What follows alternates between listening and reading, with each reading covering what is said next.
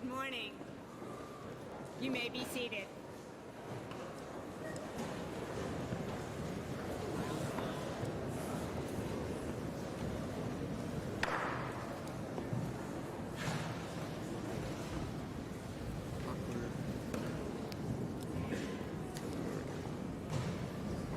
I am super loud, but a microphone is helpful at events like this. Good morning again. My name is Shelby Hammer, and it is my great honor and privilege to serve as the head of school of Trinity School and to share this important occasion with you. On behalf of the class of 2021, the Trinity School faculty and staff, and the Board of Trustees, I welcome parents, family, and friends of the class of 2021, Trinity School alumni, and friends of the school to the 31st commencement exercises of Trinity. Whether you are here with us in person in Beal Gym or live streaming from the comfort of your home. As we welcome guests to our campus, I am reminded of how welcoming the class of 2021 is. In fact, this class epitomizes going beyond being welcoming to creating a true sense of belonging. This group of seniors has done an outstanding job of making sure everyone in the class has a place and feels part of the group. I love that your whole class went to dinner together before prom. Your support for one another throughout the year, especially evident during your chapel talks, is inspiring and humbling as we all seek to create bonds as strong and as genuine as the ones you have with each other. You have shown the classes that come after you what it means to be student leaders. Some of you were elected into leadership positions like student council president, honor council president, head prefect, or team captain. But all of you, whether you held an elected position or not, demonstrated grace and good humor under trying circumstances. Homecoming didn't look the way it normally does, but you made the best of it. Some of you saw our temperature-taking protocols as an opportunity to get to know Mr. Jones and Mr. Freeze a little bit better.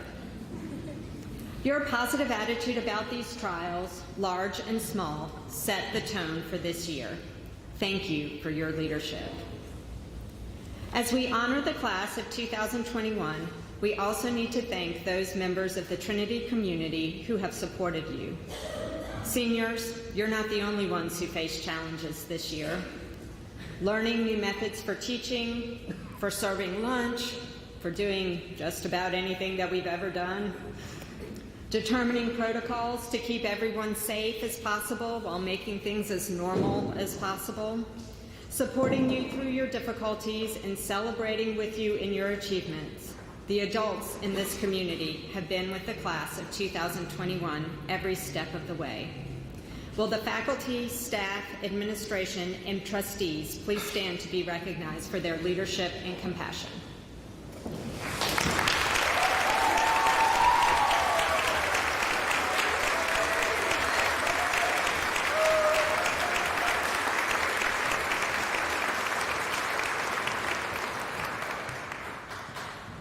Seniors, you know that your families have also walked with you every step of the way on this road. So parents, will you please stand and allow your children to honor you?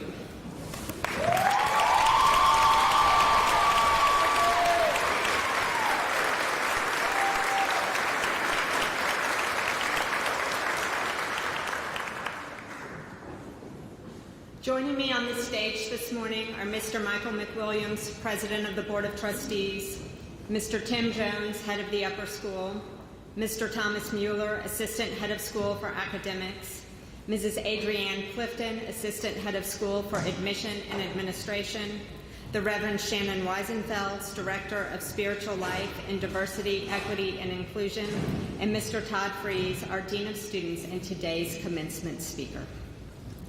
Now, would everyone please stand as Chaplain Weisenfels leads us in the invocation.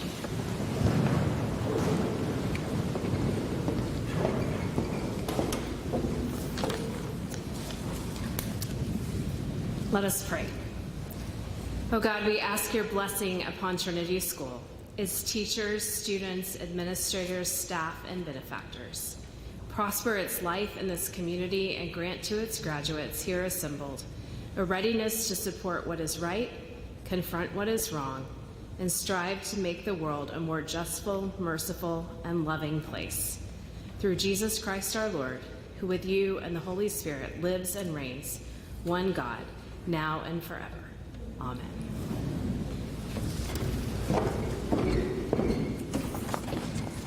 You may be seated.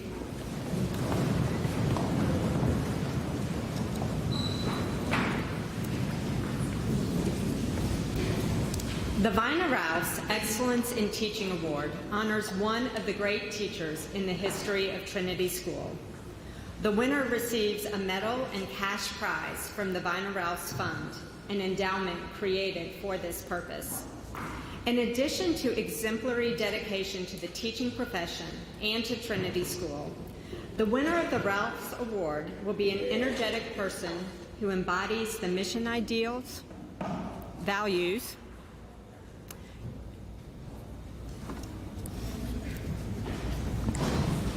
I'm still on. All right. And 7 core competencies of Trinity School. This person is a full-time teacher and has been on the faculty for at least 3 full years. Has an excellent rapport with students and shows a deep respect for each one at all times.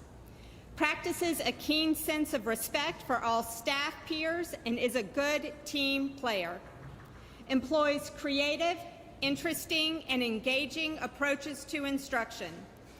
Demonstrates sincere empathy towards students of all levels and ability and learning styles, and makes accommodations for them without lowering established scholastic standards. Habitually practices good communication with students and parents about the curriculum, expectations, and goals of the class. Is deeply familiar with and has an infectious enthusiasm for the subject area or areas taught.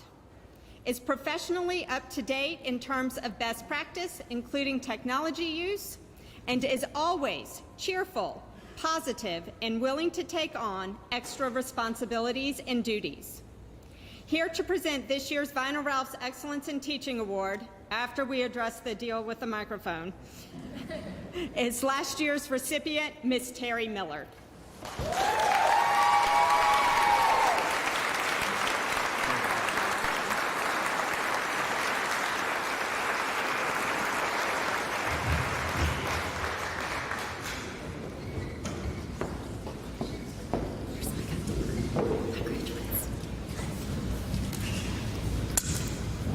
The recipient of this year's Vina Rouse Excellence in Teaching Award is Thomas Laffarel. Thomas Laffarel.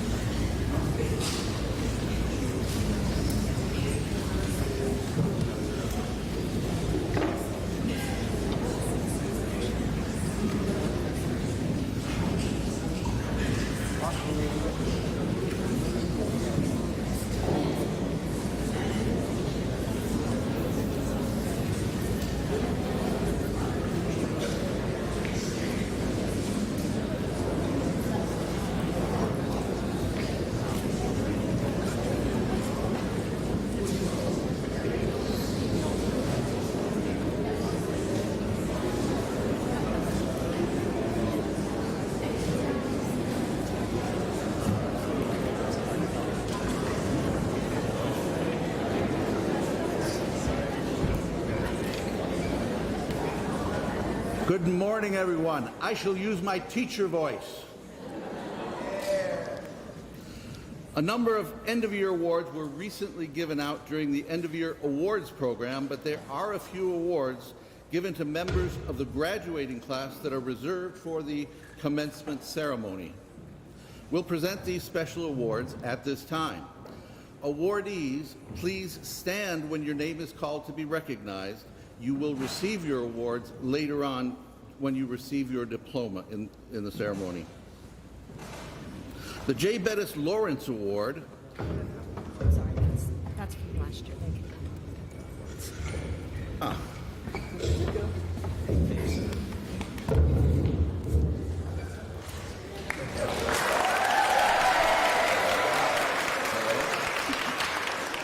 Okay, awardees, when we present these awards, please come up to the stage. The J. Bettis Lawrence Award honors a distinguished former head of Trinity School. The award goes each year to the senior who's maintained the highest cumulative grade point average for grades 9 through 12 at Trinity School, with the exception of the valedictorian and the salutatorian.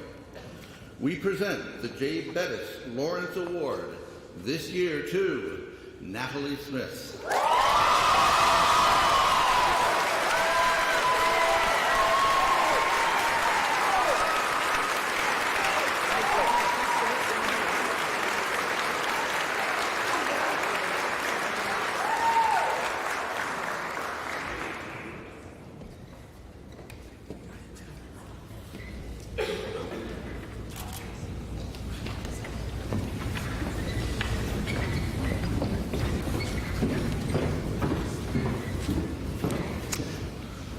This is the 5th year that the Charger and Lady Charger Awards have been presented. These awards are given to the senior boy and girl who have been the most exemplary student athletes during the course of their Trinity career.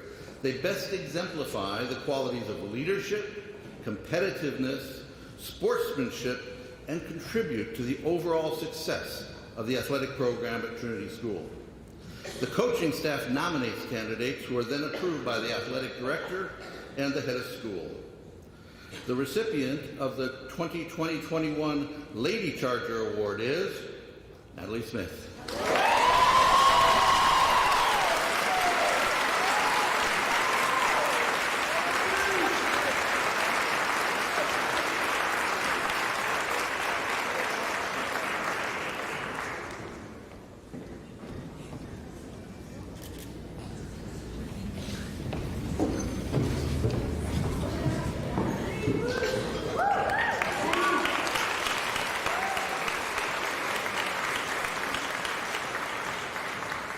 The Charger Award goes to David Cyber.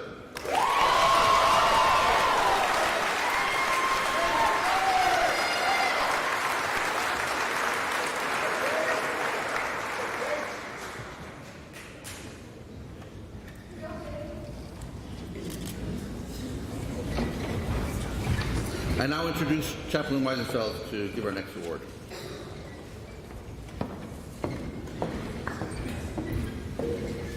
The Alan Whitman Chapel Prize is awarded to the senior who composed and delivered the most compelling senior chapel talk during the year. The Reverend Dr. Alan Whitman was rector of Holy Trinity Church, the parish from which the school was founded in 1958. Father Whitman also served for many years as chaplain of the school. He was an excellent religion teacher and effective worship leader. This year, we heard so many outstanding talks that the task of choosing this prize was next to impossible, a fact reflected in the multitude of faculty nominations and a very close vote. I am so proud of each and every one of you seniors. Not a single one phoned it in, and no one failed to encourage and inspire us. As always, we laughed, we cried, we shared a lot of beautiful memories. But even more, this class imparted true wisdom to their peers, and the power that came from their vulnerability impacted all of us who had the privilege to hear. It takes courage to speak in front of a group, but it takes particular courage to be vulnerable and to share lessons learned from the hurts and challenges that life can bring. Some of the wonderful themes explored this year included the importance of being yourself, finding your identity as a new creation in Christ, and the wise realization that if I want people to know me, I have to be me. The encouragement to take the opportunity to say goodbye and to cherish memories while leaving the senior class still wanting more. The true nature of kindness that is so much more than politeness and manners, but doing unto others as we would have them do unto us, and loving our enemies. A lesson that was learned when required to share a precious Dixon Ticonderoga No. 2 pencil at the SAT. A blessed resolution to the awkward clap at the end of happy birthday at each birthday blessing. A critical reminder that our society is obsessed with measurements and numbers, but we are not defined by them. We are children of God, dearly loved. The encouragement to fight against procrastination and the desire for perfection that fuels it, even when procrastination has taken on a persona known as Felix and is constantly telling us otherwise. As always, we celebrated treasured memories, priceless friendships, influential teachers, and the lessons learned from athletics and art and music, and all the things that make it so truly special to be part of the Trinity community. This year's recipient of the Whitman Prize moved us with her beautifully told story of the anger that gripped her after the untimely death of her mother, and the healing she found as God worked in her life through a church retreat and through her experience of love and kindness at Trinity. She spoke of her realization that she wanted to live a full life, the life her mother would have wanted for her, the life her mother was not granted due to cancer. We were all inspired to let go of the anger and disappointments that hold us back. I suspect that many of the votes cast for her chapel talk were motivated by a desire to say to this young lady that she has done it. We see her living a life marked by love and kindness, enthusiasm and joy. We see her and know with confidence that her mother would be so very proud of who her daughter is becoming. The Alan Whitman Chapel Prize winner this year is Autumn Rangel-Markham.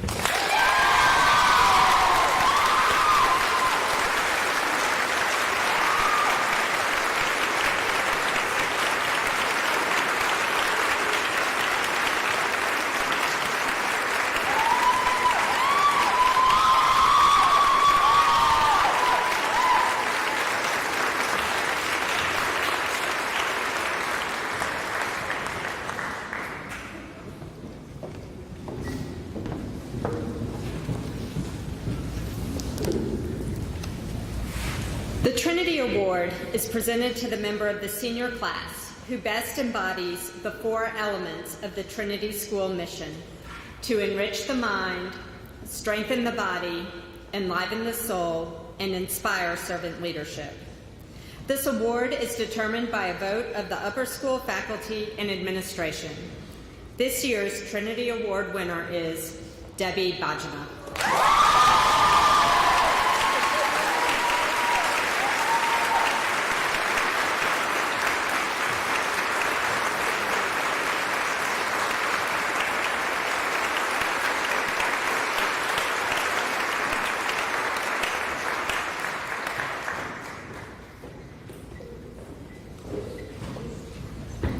The Head of School Award is presented to the member of the senior class who has contributed the most to Trinity School during his or her school years.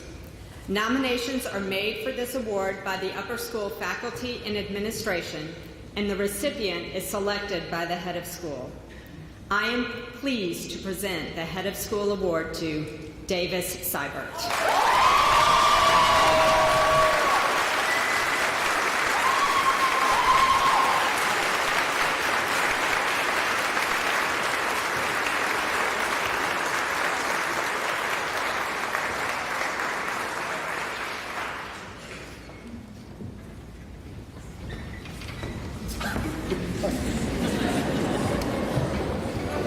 It's a little awkward.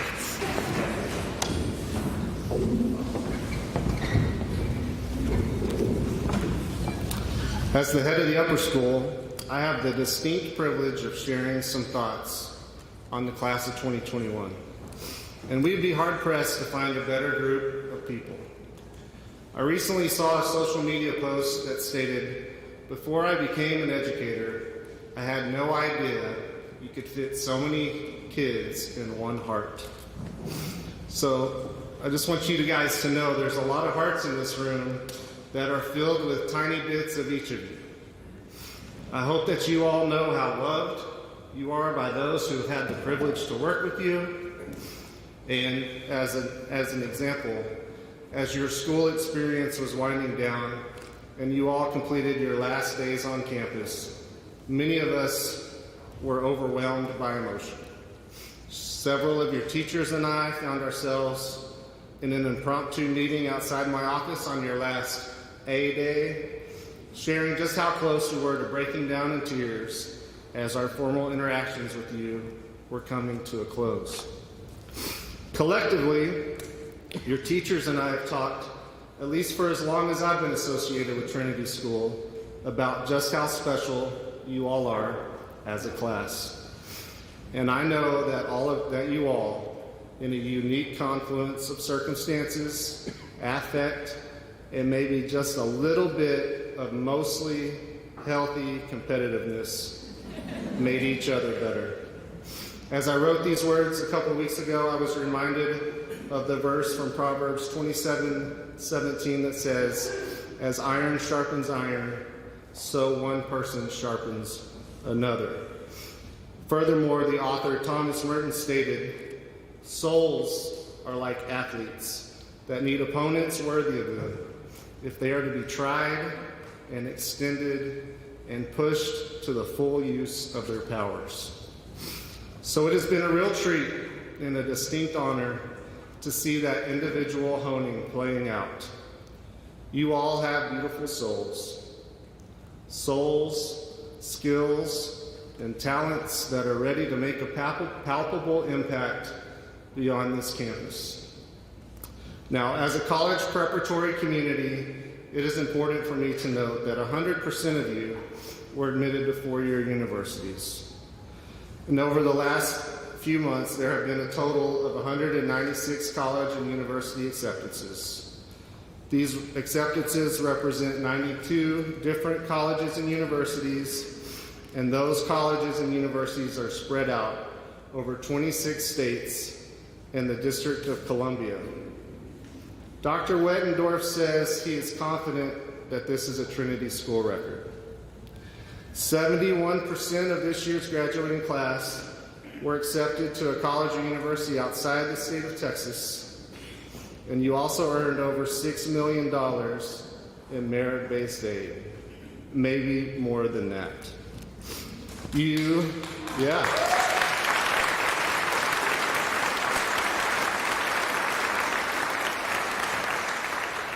all will be attending a combined 23 universities in 13 states, with 43% of you attending schools outside the state of Texas.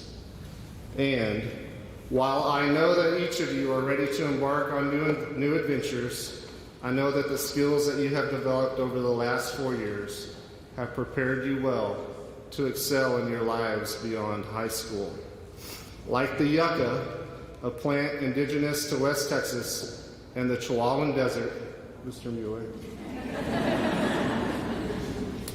you all have bloomed right here where you were planted. Collectively, you have all made a lasting impact on Trinity School, on Midland, and on West Texas. All the while, each of you have developed your own unique identity, and in doing so have served to make the class of 2021 stronger and so incredibly memorable. I know that we'll be talking about you guys for years to come. Excuse me. Members of the class of 2021 have been recognized at the district, regional, state, and national levels for a wide variety of achievements. These achievements include your ability to make beautiful music as actors and performers, in creating amazing works of visual art, as wonderful orators and debaters, as creative writers, for developing award-winning yearbooks, and for delivering the most amazing chapel talks, even when you were terrified. For your achievements on the field, on the court, on the track, on the golf course, on the clay target range, and of course, in the classroom. You have enriched this campus as models of a positive and supportive culture, as spiritual leaders, by championing school spirit, as members of think tanks and focus groups. You have created and designed unique clubs. You have developed your own things that fly, sometimes. You have addressed areas of need for our school in our community during incredibly difficult circumstances. And all the while, you have volunteered for over 4,000 hours of community service. And most of you have done amazing things outside of school as well. In short, we are thankful for each and every one of you, the members of the class of 2021. We are proud of all that you have accomplished collectively and as individuals. We were blessed by the time we were able to spend with you, and we are excited to celebrate you today, the Trinity School Class of 2021.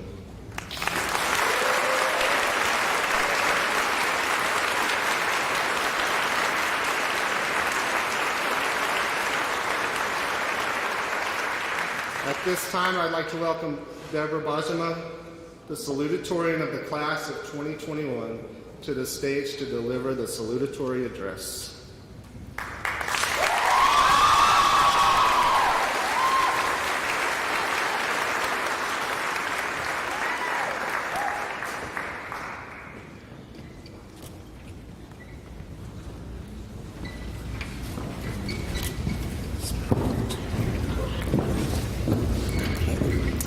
Good morning, class of 2021 and soon-to-be Trinity alumni. It is my honor to stand here before you all, parents, teachers, administrators, students, and the guests we only invited because we expect them to give us graduation money. As I commemorate the experiences and accomplishments of our distinguished class. While preparing to speak to you all, I only had one small, modest goal in mind. I wanted to give a speech so profound that everyone in the audience would hear my words and immediately change their lives, follow their passions, and maybe even be so moved that they name their future children after me. But after plunging down countless YouTube rabbit holes, lurking on endless Twitter threads, and watching an embarrassing number of TikTok videos, desperately searching for just an ounce of inspiration for this speech, I discovered that everything, or at least everything worth saying, had already been said. Every metaphor about graduations had already been used, every theme had already been explored, and every punchline had already been heard. This recent revelation of mine reawakened an old fear in me, the fear of being unoriginal. Not just an unoriginal speaker or writer, but being an unoriginal person living an unoriginal life. A walking cliche with nothing new to say or to add to the world. Even this fear of unoriginality is not original. Over 2,000 years ago, Solomon, in the book of Ecclesiastes, shared this same angst, stating, "What has been is what will be, and what has been done is what will be done, and there is nothing new under the sun." Clearly, I am not the only one who has experienced this fear of being ordinary, regular, standard, typical, and unoriginal. It is something that affects most graduating seniors as they try to figure out what they want to do with their lives, and it affects the rest of society.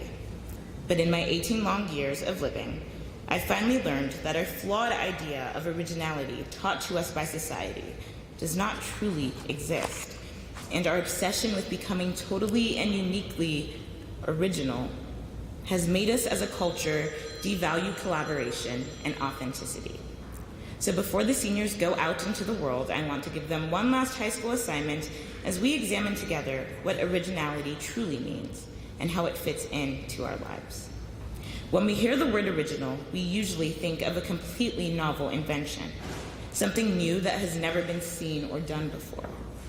This definition automatically excludes any work copied from or based upon the work of others. However, funnily enough, many of the inventions we praise as creative and ingenious today would not be characterized as original by this definition. For example, the design of the typewriter was actually a simple modification of the design of the piano. And in order for the first iPhone to be made, Apple studied IBM's monumental touch-only mobile phone released over a decade earlier. So if even these creations aren't deemed original, then what is? Well, according to Canadian filmmaker Kirby Ferguson, nothing is. Everything is a remix, a remake, and an adaptation. All works emerge from our influences and build upon previous works. And when we realize this fact, innovation, or the act of making changes to a previously established idea, thrives. By understanding that creativity does not exist in a vacuum, but stems out of an interconnected web of knowledge, we are encouraged to work together to find solutions. Class of 2021, in the future, we will be the ones providing life-saving healthcare in hospitals, making scientific breakthroughs in the lab, and administering justice in the courts.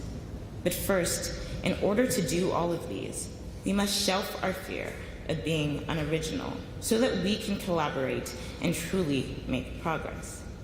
Henry Ford said it best when he said, "I invented nothing new. I simply assembled the discoveries of other men behind whom were centuries of work. Had I worked 50 or 10 or even 5 years before, I would have failed. So it is with every new thing.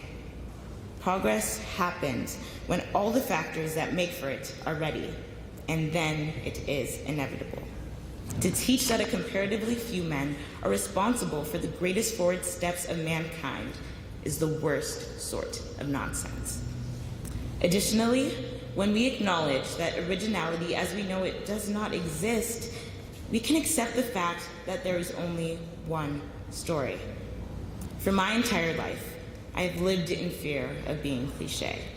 And at the beginning of this school year, this fear manifested itself as I struggled to write my 650-word college admissions essay. Although I wanted to discuss the hardships of being an immigrant and international student in the US, I felt like my story was overdone, like it was too similar to others and had been heard thousands of times. And because of these feelings, I believe that my story did not have value. So, in an effort to be original, I abandoned authenticity. In my first few drafts, I wrote about what I thought others would want to hear, instead of writing about who I truly was. Until I realized that there is power in our shared stories and universal experiences. Our ability to relate to each other is something that makes us uniquely human. And we shouldn't hide that, but instead embrace it. As future doctors, teachers, lawyers, artists, and engineers, when we prioritize authenticity over our false notions of originality, we can empathize with those around us.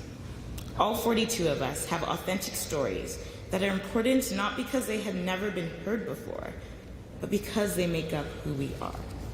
By accepting that we are comprised of the thoughts and actions of the people around us and those who came before us, we can be our true, authentic selves. So, today, I want to give thanks to all the people who have influenced my life and have made me who I am. Mom and Dad, I will never forget the sacrifices you have made for me and our family. Your work ethic is something that will remain in me throughout my adult life. To my siblings, Eunice, Mary, and Ezekiel, thank you for all the fights we inevitably had on every single family trip. Those will now be fond memories that I'll look back on and miss. Next, I want to thank the faculty for all their hard work, especially during a pandemic. I truly believe we as students are the spin-offs of the educators who have dedicated their lives to teaching us. To Mr. Clausen, thank you for helping me find my voice through speech and debate. and for pushing me to think more critically about social issues. To Mr. Edwards, thank you for instilling in me a love for math and teaching me how to go, fight, and win. To Mr. Wimberly, thank you for your fun stories about UTEP and for your detailed guides on how to launder money in the Cayman Islands. And to Dr. McHale, thank you for the physics project that made me cry myself to sleep for a week straight. Although the assignment was challenging then, I cannot think of a more satisfying moment in my high school career than when our egg successfully landed in our catcher without breaking. Lastly, I want to thank the senior class for the contributions and impact they have made in my life. Although I have something I could say specifically about each and every one of you, for the sake of time, I will not do so now. But if you do want to find me after, you can ask me individually about my favorite moments of you. We have all worked so hard to be able to celebrate this moment today. And I hope you also recognize that you would not be here if it weren't for the work and influence of the people around you. So finally, I will leave you off with a quote from Mark Twain. There is no such thing as a new idea. It is impossible. We simply take a lot of old ideas and put them in a sort of mental kaleidoscope. We give them a turn, and they make new and curious combinations. We keep on turning and making new combinations indefinitely, but they are the same old pieces of colored glass that have been in use through all the ages. So class of 2021, let's go out and explore the endless possibilities as we combine all that we have learned and experienced to make the world a more beautiful picture of equity, progress, and justice. I can't wait to see all we will achieve in the future. Thank you.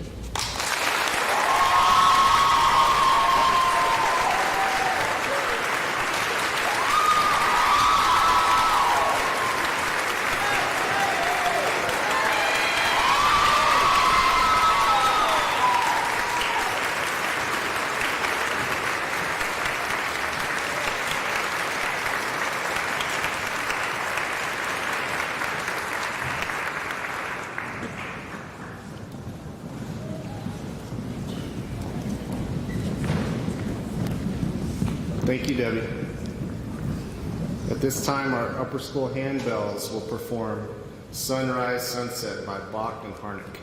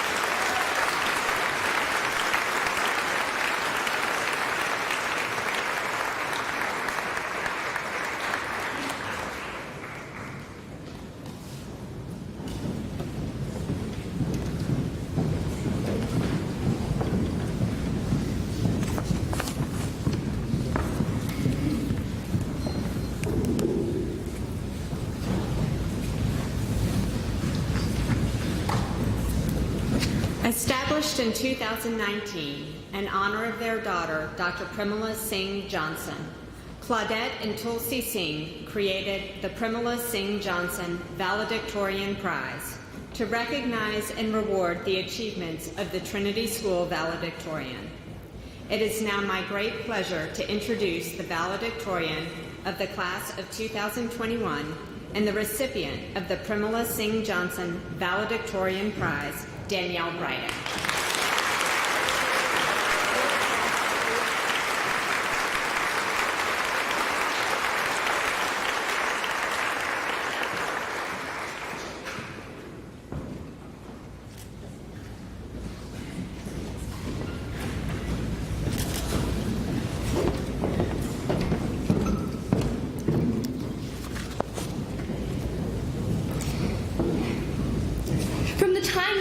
Remember, our class has always struggled with poetry. For years, we have grappled with analyzing writings from authors to whom we could not relate. Just see all 134,560 words of the Odyssey. And yet, even despite our hatred of analyzing poetry, we have always found some comfort in creating it. Just look at our hyper-competitive Arctic Blast poems, in which gold stars were the guides for our success.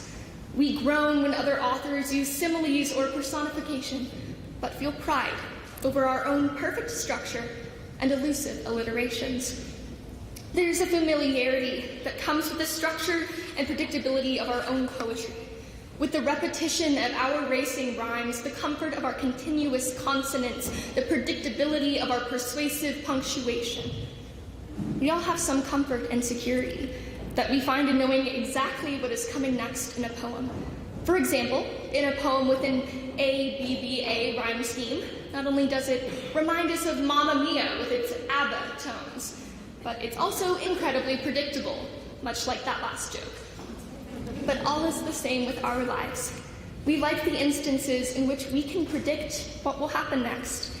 We like it when we can control our own rhyme schemes and have a set structure.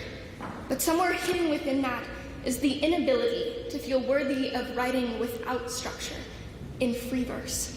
I have not been immune to the feeling of not feeling worthy of writing free verse. Poetry has exposed my greatest feelings of failure. But instead of facing my fear, I ran. I plagiarized pages of my life story. Metaphorically, that is. Don't come after me, Honor Council and Judge Debbie. I cut out pages and pages of what could have been writings about my experiences to replace it with giant textbooks with a set structure. The pages of the stories that I thought needed to be included in mine in order for my story to be worth reading. And while, yes, I finally got to title one of the chapters of my story Valedictorian, I never got the chance to understand what an unstructured rhyme scheme and an unstructured life meant. I never understood what it meant to have my story be written in anything other than Times New Roman 12-point font. What we all need to realize, myself included, is that our lives cannot and will never be just a symphonic series of syllables, and something we can always predict or always write. Our lives are unstructured words, scribbled in a curving line on an unlined page. Our lives are imperfect grammar, with red squiggly lines underneath which, in hindsight, tell us we may have made a mistake. Our lives are, quite simply, no longer the dotted lines that we can trace over in our first handwriting books. The next pages of our book are blank and are waiting to be filled with our beautiful chaos. All of the years of our training have prepared us to write our own chapters. We have now graduated from our cursive books, well, most of us, and have moved on to free verse. We no longer have editor parents to meticulously go over our work, ensuring we have not made a critical error by mistake or have written an APA when we shouldn't have written an MLA. And for all those nights, I'm forever grateful. We no longer have Mr. Edwards to ask us if cows have tails when we are unsure, which the answer is yes, by the way. We no longer have Mr. Wimberly to blow something up when we've all had a rough day, or Mr. Kleinbeck to humorously enlighten us about the many colors of carrots, or how he met his wife on a beach in France. We no longer have Mrs. Wheeler's no, no, no to sway us away from our bad decisions. And we no longer have Mrs. Patterson's shoulder to cry on when we have made those bad decisions. We no longer have Mr. Clausen's room to rant about our frustrations or his smartboard to use as a scapegoat for every piece of technology that doesn't seem to work. We no longer have Dr. McHale to make us both terrified of success and simultaneously motivated to achieve it. We no longer have Mr. Little's class to sing songs about capitalism or Mr. LaForelle's class to build lightsabers and catapults. We no longer have Mrs. Pinnell's class to compete for the best essay title or dramatically sing Shakespeare in two-part harmony, which was more like unintentional dissonance. We no longer have Coach Midkiff's class to get sidetracked talking about everything wrong with our government or Mr. Benton's famous below sea level grading system. We no longer have Mrs. Ferris's couch to cry on or Dr. Wettendorf's Diet Cokes to calm our anxieties. We no longer get to have our seemingly normal days starkly interrupted by children in togas speaking Latin accompanied by Magister tea, or an entire Spanish class singing us Christmas carols with Mrs. B. We no longer have Mrs. Anderson to correct our pitch, or Mr. Holmes to give us tambourines when we feel left out. We no longer have Chaplain Weisenfeld's inspiring messages, or the butterfly song. We no longer have Mrs. Gates, Mrs. Lunson, and Mrs. Rapnack to teach us that mistakes are the most beautiful part of art. And we no longer have Mr. Freeze's perfect dismissals into the world. Now we only have ourselves. We are no longer just assistants or even complacent readers. We are now the authors of our lives, and the world, our audience, is waiting to see what we produce. Our class is truly the most extraordinary of our kind. Between us, we can play over 20 instruments, speak at least 6 languages, have over $7 million in scholarships, and caused at least 2 of the greatest teachers of all time to retire. I'm just saying. That is a record. It is no secret to anyone in this room that this senior class truly can change the world. Though this may normally just be a cliche sentiment in the years past, it's just a fact for the class of 2021. Already we could have each had novels written about our incredible achievements and our impact on those around us. But we never wanted someone else to write our stories. We have always wanted to fill up the pages of our stories with the precise words that we wanted, not wanting to hand over control. And for years, we've been able to do that. We've been able to soundly structure our lives to form a precisely, practically perfect picture, to form the fancy facade that we want to present to the world of our extraordinary experiences. And then, the unexpected happened. Our class, truly the most extraordinary of its kind, had pages torn out.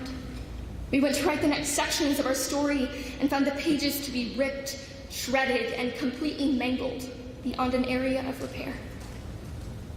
You see, we are the children who came into this world at the time of 9/11. Our parents watched the hope of our futures come crashing down before we even began.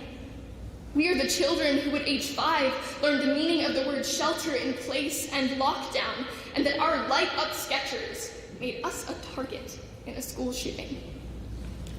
We are the generation that has watched the climate fall, the economy crash, the nation divide, and the world crumble into disarray.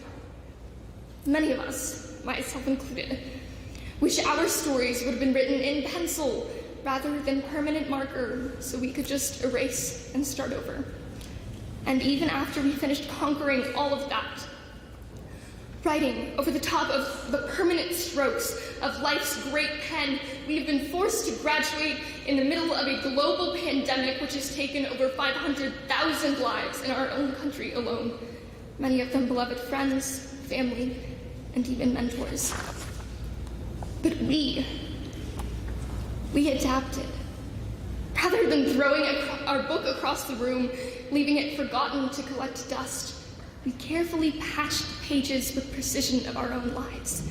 We rewrote our COVID chronicles, and we continue to be the resilient and brave students that Mrs. Payne reminded us every day to be.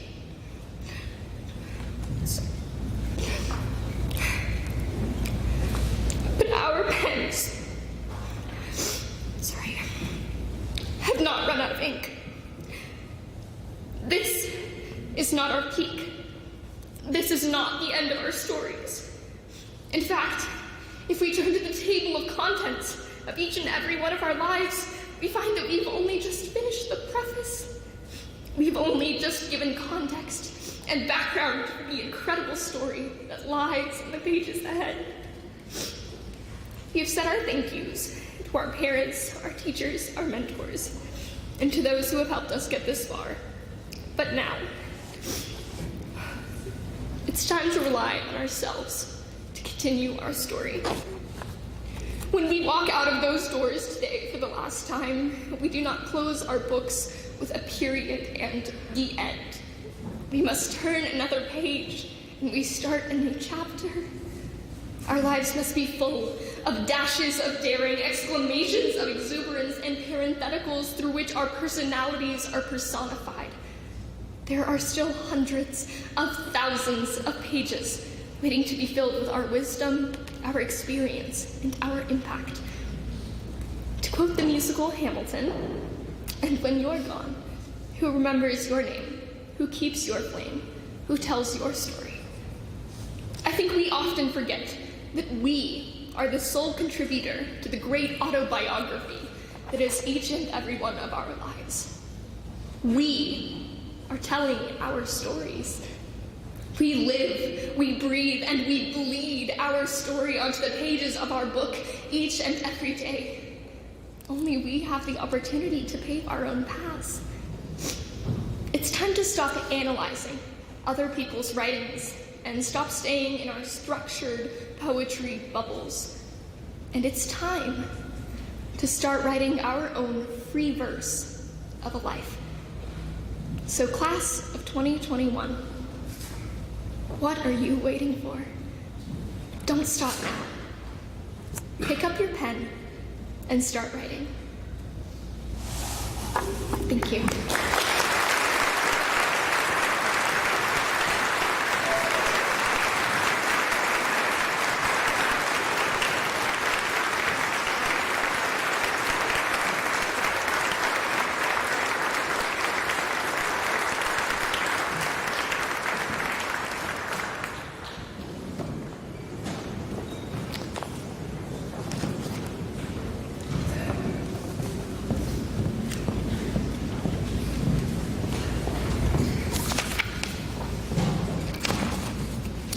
Each year, we recognize the seniors who've enrolled at Trinity School for at least 12 years. They're called Trinity Lifers. When your name is called, please stand to be recognized. Please hold your applause until all the lifers are announced. The 2021 lifers are Rachel Bates, Blake Carney, Caleb Flores, Stephanie Kazor, Joseph Kim, Melissa Massey, Lexi Picciano, Emily Rodenko, Victoria Salcido, Ben Shipke, Lauren Sidebottom, and Laura Wong.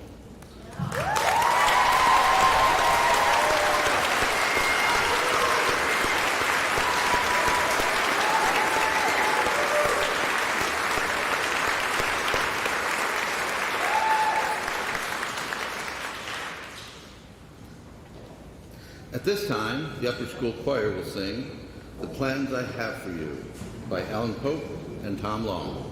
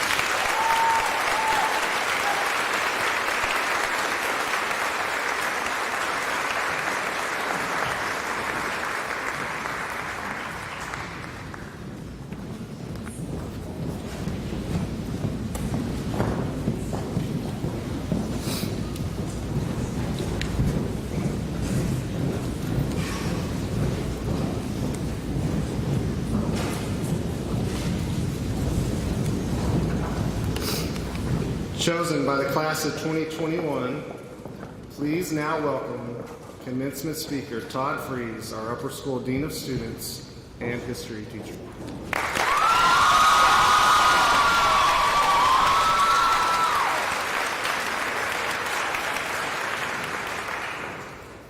You guys are a tough act to follow, I gotta tell you. Welcome parents, grandparents, extended family, friends, faculty, staff, distinguished guests, and of course, the class of 2021. And to this graduating class of 2021, let me do one more thing before we leave. You may recognize this as a lecture because that's where you've seen me. But for this talk, you don't have to take notes. You don't have to write incomplete sentences. And no, William, it's not for a grade. Instead, this is a farewell and a thank you. And don't tell anybody, but you guys truly are my favorite class of all time.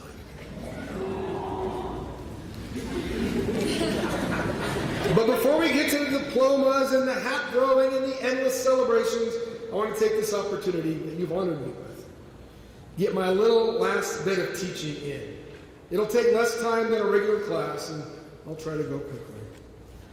When I was told by Mr. Jones that you had chosen me to be the commencement speaker, I said, "What were you doing? I'm busy." But then my wife reminded me they've given you a gift, Todd, and you have. And for that, thank you. I prepared for this address by watching and reading some of the best commencement addresses in the last few years. Maybe you've even heard of some of them. You know, make your bed, you're not special, but that doesn't fly with this class because you truly are special. The one where you have to trust the dots, and many others. I was hoping to gain some inspiration from these talks. I did a little, but nothing seemed exactly right for this class. Of course, you are special, so I did the work. In fact, you're so special, last year you left for spring break and you never came back. You guys got to become Zoom experts, even if you didn't want to. You learned how to wear a mask, and most of you learned how to cheat so you could breathe. You survived the bomb threat, the ice age, a gas leak, and through it all, you, this class of 2021, managed to get yourself accepted to over 90 universities, and I heard the number has been up to this morning, over $7 million in scholarship money through it all. Way to go, class of 2021. Amazing.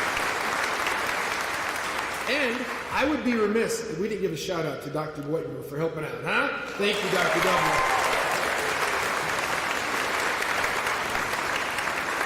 Well, then I watched that talk about connecting the dots, but that didn't help because after the talk, I still couldn't connect the dots. But the one that resonated most with me was the talk by Admiral William McRaven. This is the address where the Admiral encourages you to make your bed each morning because it leads to more and more tasks being completed throughout the day. And heck, even if you have a bad day, at least you'll come home to a made bed. It's a little thing.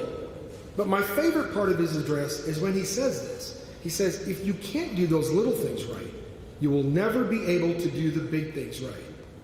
Class of 2021, I'm here to tell you that's true. You must be able to get the little things right.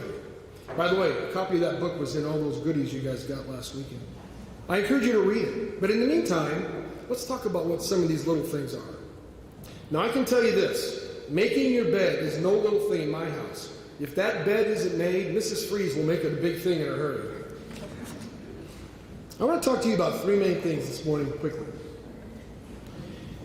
You may consider them little, but when you look at what you want to accomplish in life, they may seem little, but when added together, they become big things. There are three. You don't have to take notes. You ready?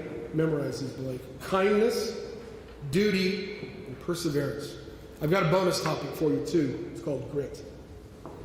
To have grit means you have courage and show the strength of your character. A person with true grit has passion and perseverance.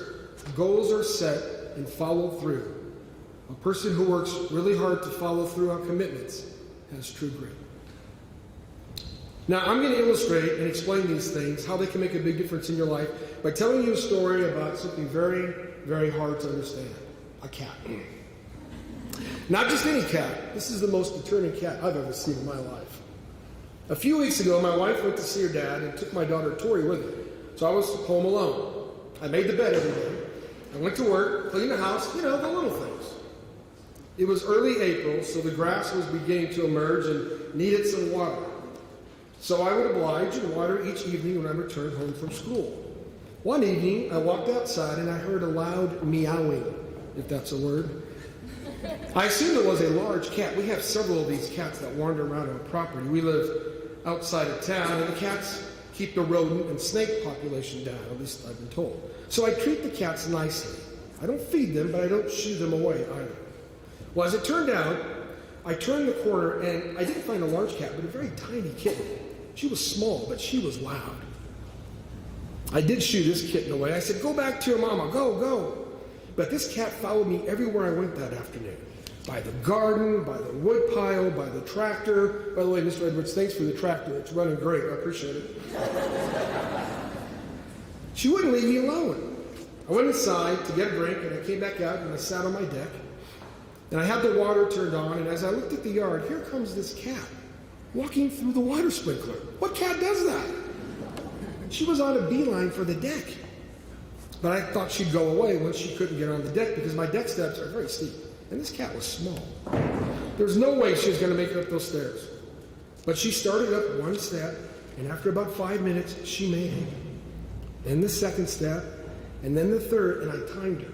Almost 30 minutes later, she was on the deck. I was amazed. Later on, my wife weighed her and said she probably weighed about 6 ounces. I was impressed, but not enough to want her to stick around. The next evening, I got home. I'd made the bed first that morning, though, before I left, and I started to water the yard again and saw the cat way out in the back of my property. I had a Zoom meeting that night, so I turned on the water and I attended my meeting. The weather had turned much cooler that night, and by the time I finished my Zoom call, it was almost dark and it was in the low 50s. It was cool. I looked out the window and here was this cat laying under the sprinkler. I have one of those tripod sprinklers. She's laying under there's a puddle of water. I'm like, what is the matter with this cat? Well, honestly, I thought she had died. And I said, well, nature sucks. What are you going to do?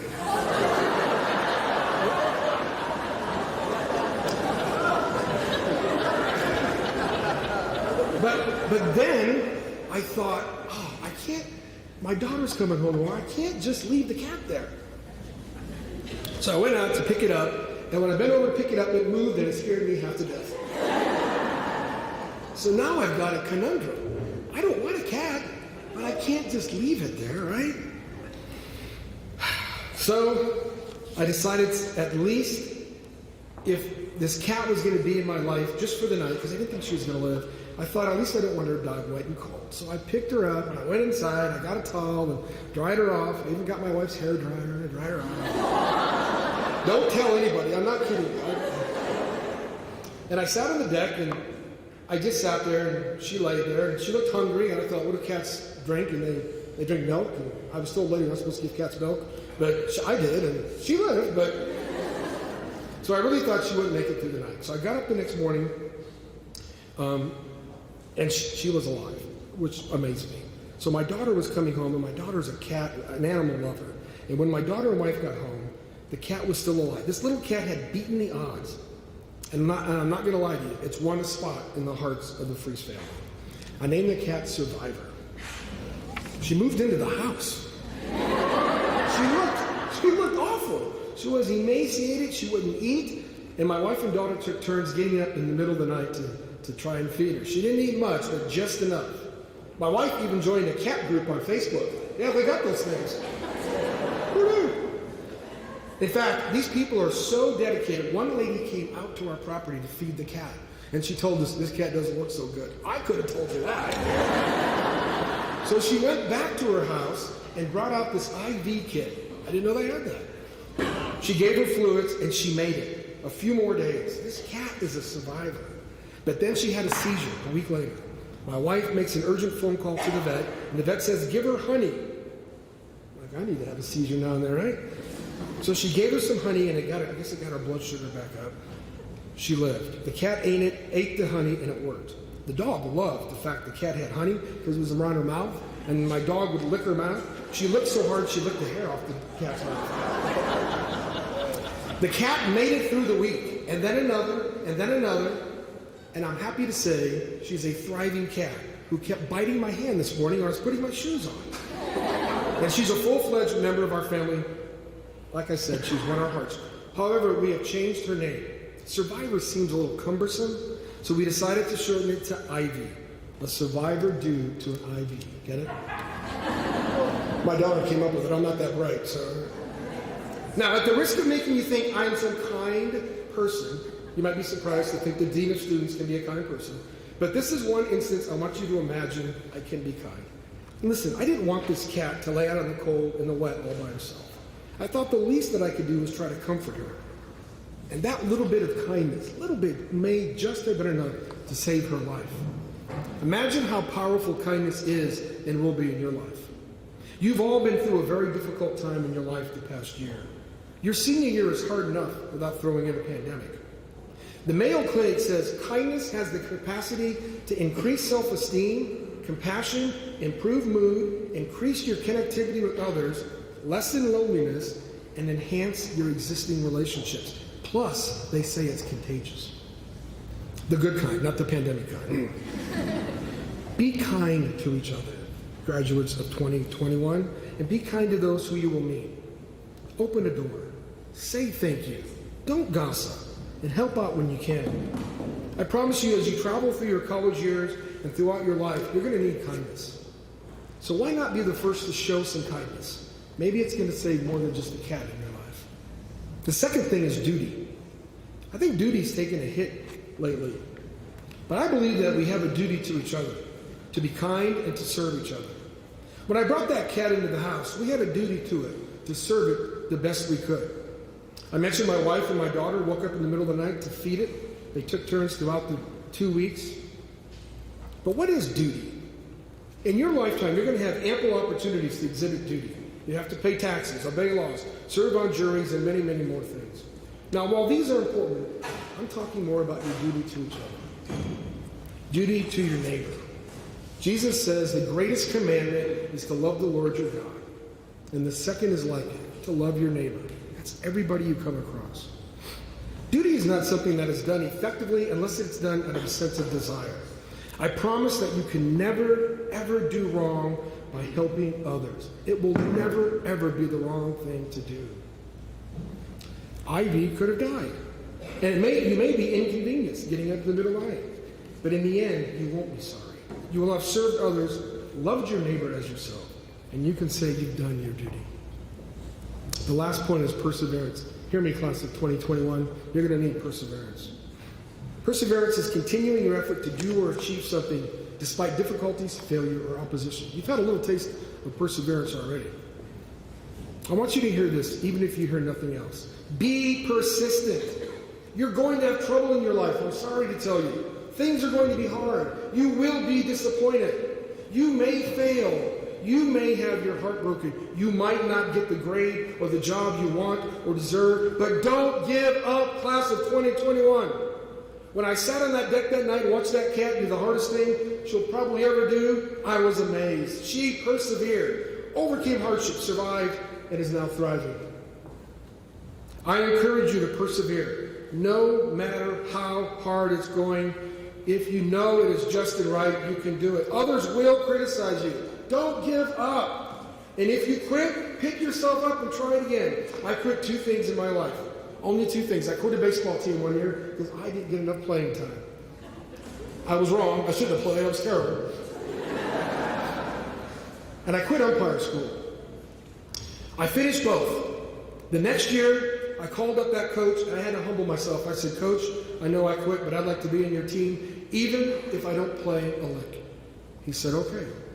Turned out pretty well. I had a pretty good year. I played a lot, and I had the most fun I've had in quite some time. I went to umpire school. Yes, they have a school for umpires. I came home in just a day and a half. I was scared. I didn't know what to do. You're going to be scared, but don't quit. Persevere. Fear not. God has overcome the world. I had to humble myself again and ask if I could come back. And they again said yes. Kindness. And I'm proud to say I finished at the top of my class. But I had to overcome fears and persevere, and I'm so glad I did. Don't quit. Don't give up. Class of 2021, never, ever, ever give up. No matter what you do, no matter what you think, no matter what's happening, persevere. Think of Ivy on those steps. You are a product of Midland, Texas. The sky is the limit. You can do anything. Never, ever give up. Luke 1:37 says this, for nothing is impossible with God. I'm here to tell you it's true. I've seen some miraculous things. I'm standing here talking to you. No one would have thought that when I was sitting here. If you practice kindness and duty and perseverance, you will become a person who has grit. Ivy has grit. And that's why I'm now a cat person, and I'm darn proud of it. So don't ever give up!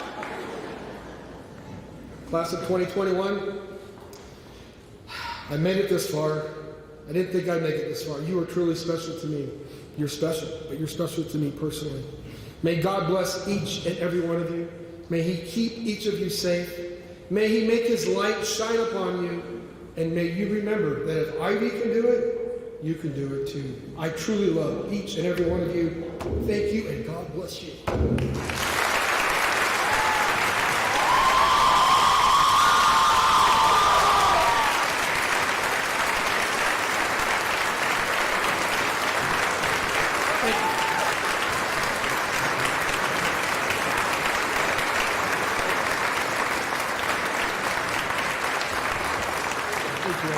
All right, we got to get on. There's a lot of celebrating to do. Again, we welcome the upper school handbells for Here I Am, Lord.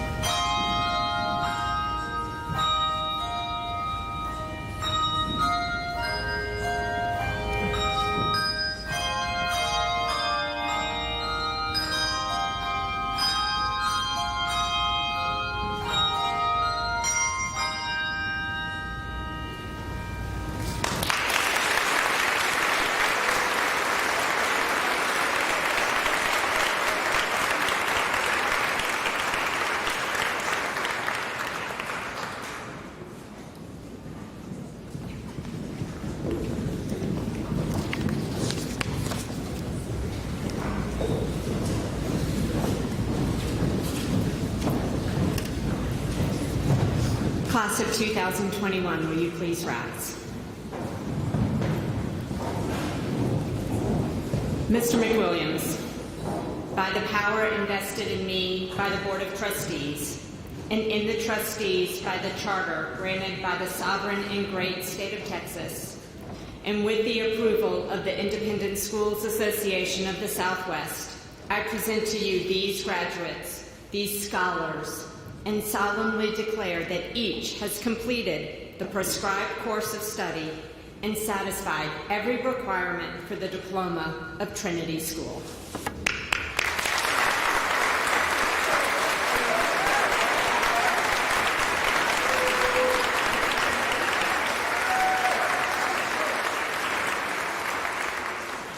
Mr. McWilliams and I will present the diplomas. Mr. Jones and Mrs. Clifton will assist.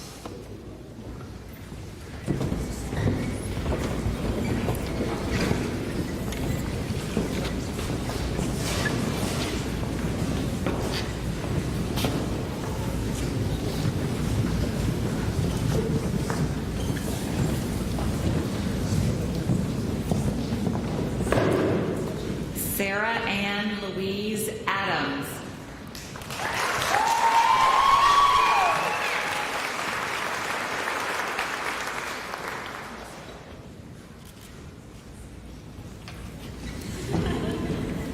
Deborah Moyasoreo Lua Bajimo.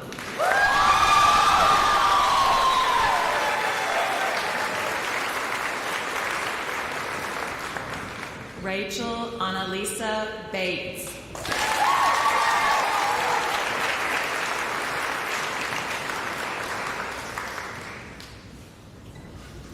Julian Christopher Bauer.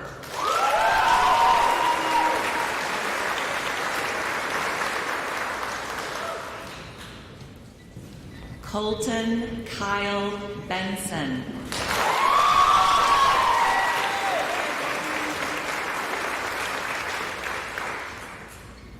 Oribi Edward Bipialaka.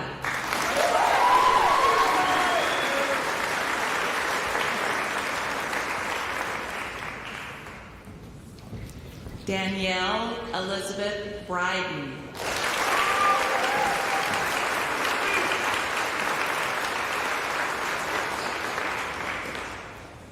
Emma Claire Buckaloo.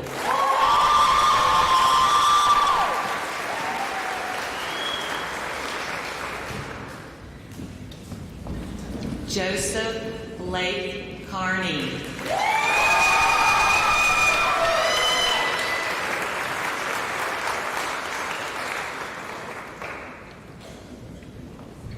Rashad Charles Chambers.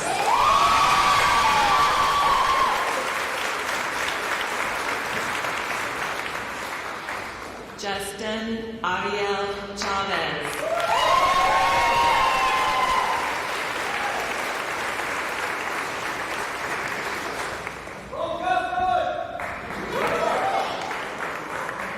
Abigail Marie Cheek.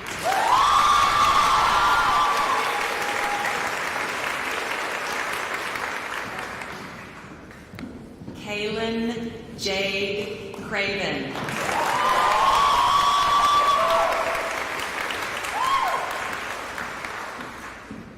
Juliana K. Crow.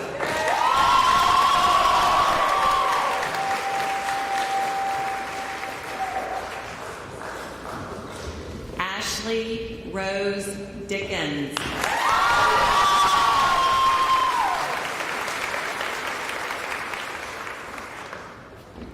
Amosawa Livia Anakpene.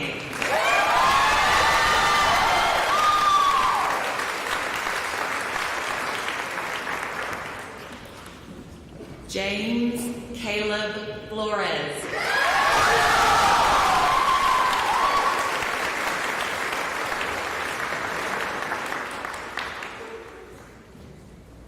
Stephanie Lorraine Kazor.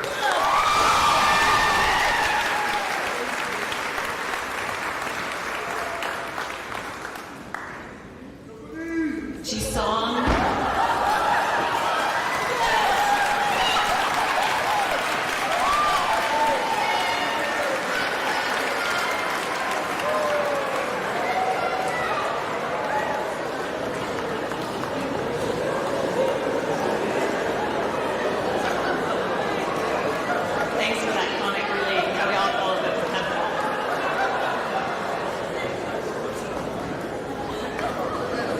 Chisong Joseph Kim.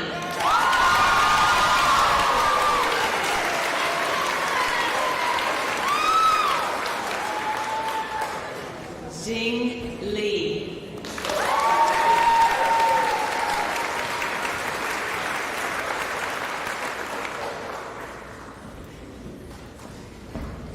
Melissa Nicole Massey.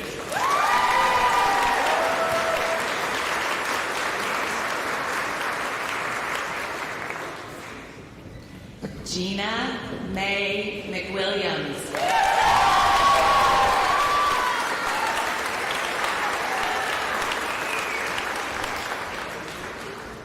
Madison Nicole Myers.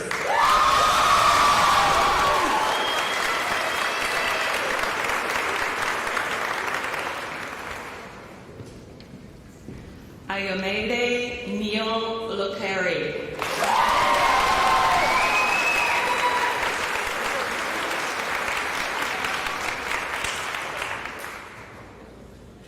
Alexis Elizabeth Pichano.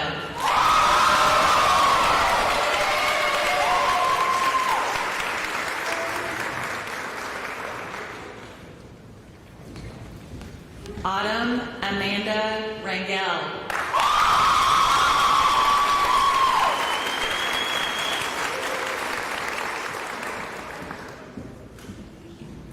Rosia Micaela Rivera.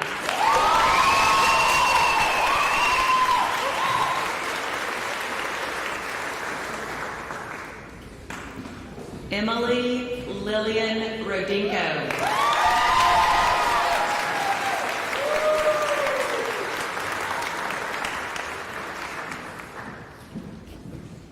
William Branch Raymer.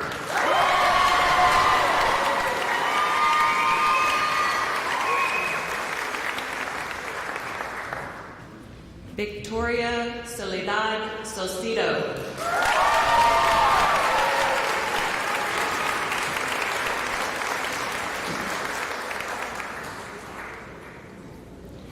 Jacob Titus Shavemaker.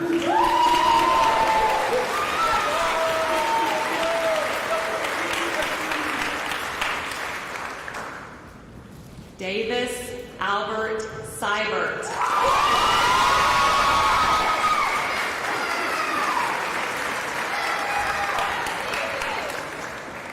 Robert Mitchell Sharon.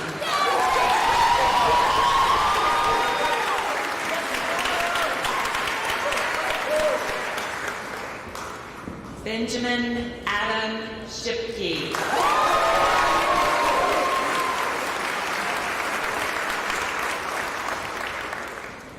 Lauren Denise Sidebottom.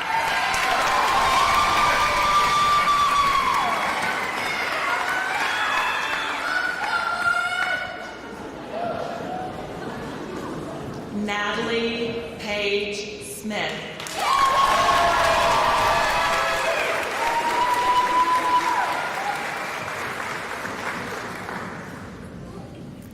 Charlie Lynn Stewart.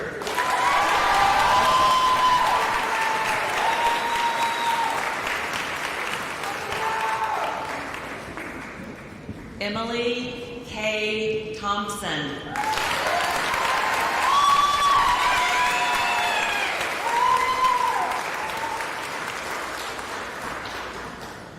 Ivan Edward Baez.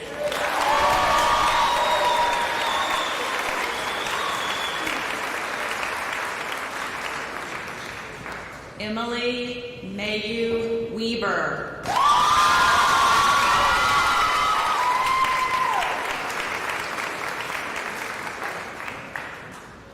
Laura Ashley Wong.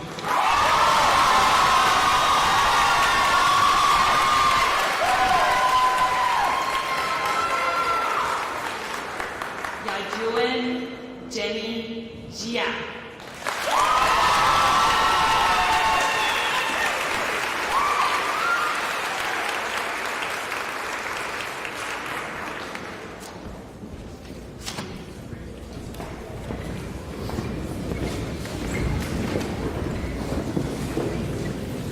Ladies and gentlemen, the class of 2021.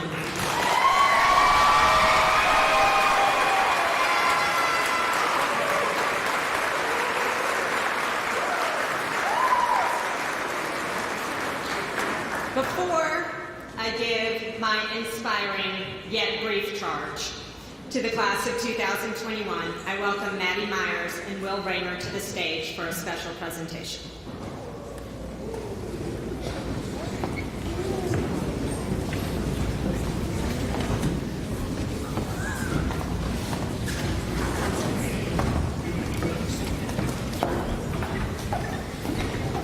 Good morning. Obviously, this past year was full of ups and downs for everyone, and experiencing senior year during COVID was a little rough at times, and it's never anything any of us thought we would ever live through.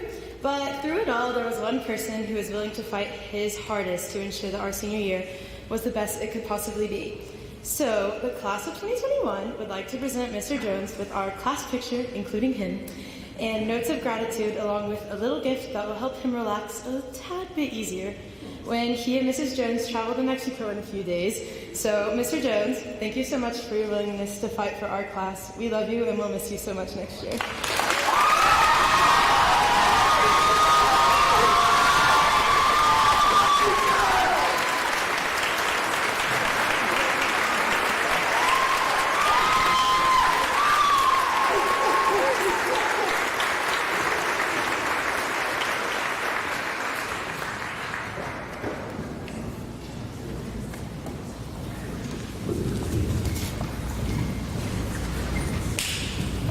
Seniors, this is your time. And I don't know if you've noticed, but time is a weird thing. Parts of it seem to move really slowly, and other parts go more quickly than we could imagine. You may think that this year dragged on and that this day would never come. Your parents may feel the same way, as seniors in high school are notoriously hard to live with. However, your parents would also tell you that the last 18 years have gone by in a blink, and they can't believe this day is already here.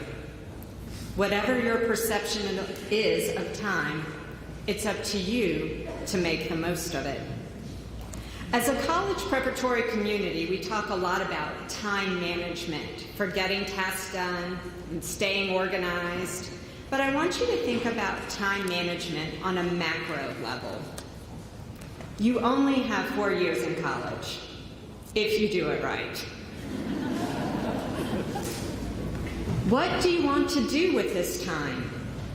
Think big about your goals, like becoming an engineer or an accountant, but also think small.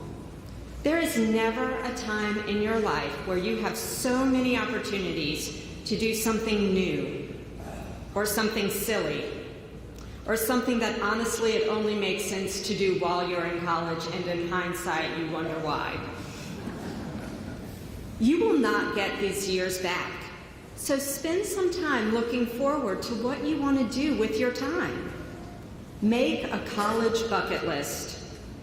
Include silly and memorable things, as long as they are safe. Like camping out for basketball game tickets for 10 days, even though it rained every night. Or taking that road trip that really doesn't make sense, but you can. Include intellectual things, like a book to read, a class to take, a discussion to have, something that shows you different ways of thinking about the world. Include physical activities, join a club or an intramural team. Try a new sport. Hey, if I can start running and play golf in my 40s, imagine what you can do. Take care of your spirit. Leave your campus, or at least your corner of that campus, better than you found it. As you walked across the stage, you received a diploma from Mr. McWilliams and a pen from me.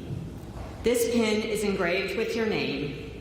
It is meant to serve as a reminder of not only your time at Trinity School, but of the power of words to make a difference when they are spoken for justice, and the power that you have as Danielle so aptly told us, to write your own story. So now we send you out into the world with our congratulations in the belief that the world is and will be a better place because of you, and with the exhortation of the prophet Micah to do justice, to love mercy, and walk humbly with your God. Godspeed.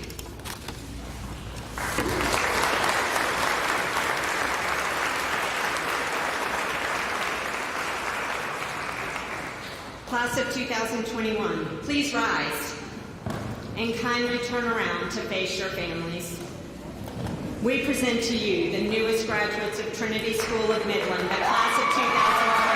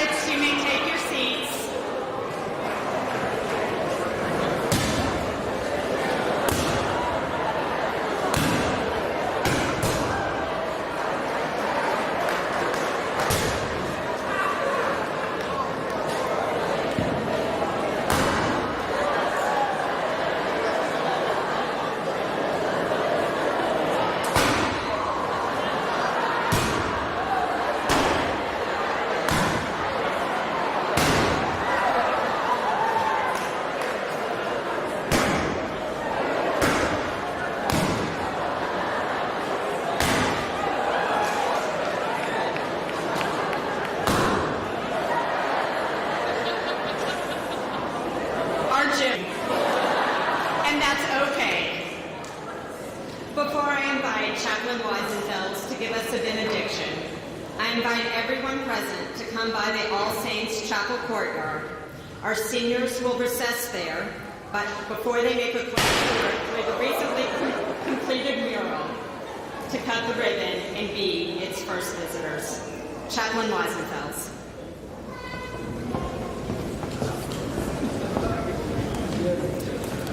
The Bishop Michael Curry says when God wants you to change the world, he tells someone to go. I hope you hear God's call today. Go out into the world in peace. Love the Lord your God with all your heart, with all your soul, with all your mind, and love your neighbor as yourself. And may the love of God surround you, the grace of Christ attend you, and the Holy Spirit keep you now and forevermore. Amen.